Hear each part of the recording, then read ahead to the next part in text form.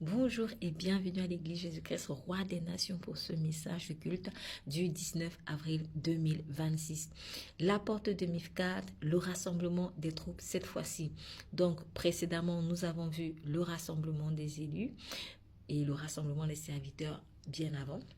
Donc aujourd'hui, nous entamons avec le rassemblement des troupes. Oui, Jésus-Christ est aussi un Dieu des armées. C'est un Dieu des armées. Le Seigneur sait faire la guerre. Quand il faut combattre, il sait combattre. Et voilà, dans le livre de Amos 3, verset 27, il est écrit, dit l'Éternel, dont le nom est le Dieu des armées. Et lorsque un de ses disciples a voulu le défendre quand on venait l'arrêter à Gethsémani, le Seigneur Jésus lui avait dit, penses-tu que je ne puisse pas invoquer mon Père qui me donnerait à l'instant plus de 12 légions d'anges? C'est-à-dire que si Jésus priait seulement, Père, envoie les anges pour que vraiment ils puissent combattre pour moi.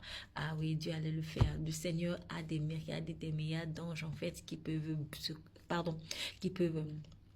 te secourir, qui peuvent combattre pour toi. Mais le Seigneur ne les a pas appelés. Pourquoi? Parce que au moment où on venait l'arrêter à Gethsémani, eh bien, c'était le temps pour lui d'aller à la croix. Donc, il ne cherchait pas à se défendre. En tout cas, ce que nous retenons, c'est que Jésus-Christ est un roi et en tant que tel, il est chef des armées. Et quand on parle des armées, vous voyez, on parle des armées au pluriel. Ça veut dire que Dieu a plusieurs catégories d'armées, en fait. Et dans les catégories d'armées, vous avez des êtres célestes, par exemple les anges. Vous avez des êtres humains, comme vous et moi. Vous avez même des animaux. Vous avez des éléments climatiques. Aujourd'hui, on a vu dans la troupe de Dieu, les animaux comme guerriers de Dieu, et nous avons vu aussi les éléments climatiques. Quelques exemples d'animaux comme guerriers de Dieu. Joël 2, verset 25.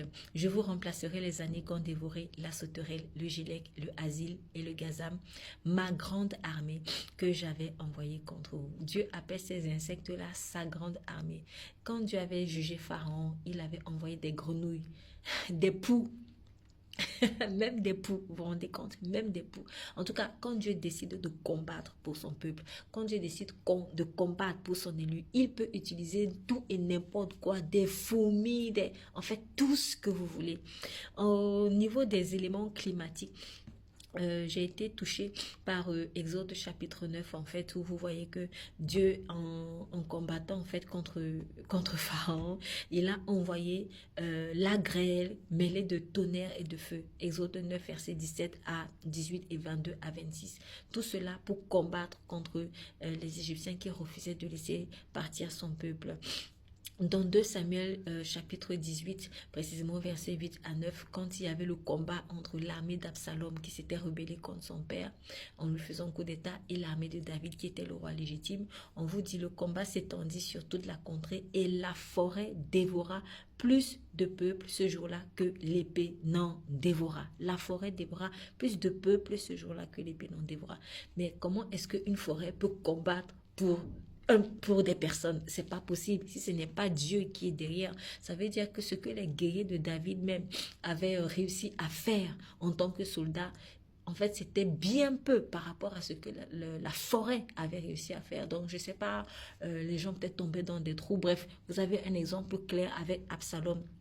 Qu'est-ce qui s'est passé avec lui? C'est qu'il était sur un mulet et puis finalement, le mulet a pénétré sous les branches entrelacées d'un grand térébinthe. Il demeura suspendu entre le ciel et la terre, comme si Dieu avait ordonné à cet arbre-là d'arrêter les cheveux d'Absalom. Ah oui, Dieu est capable. Et en tout cas, Absalom, il est resté accroché sur le térébinthe et le mulet même sur lequel il était assis a pu s'échapper. Vous voyez, en fait, Dieu est le Dieu des armées. Il combat. Voilà, ça aussi c'est un encouragement pour que nous puissions garder confiance quand nous sommes attaqués, nous sommes combattus.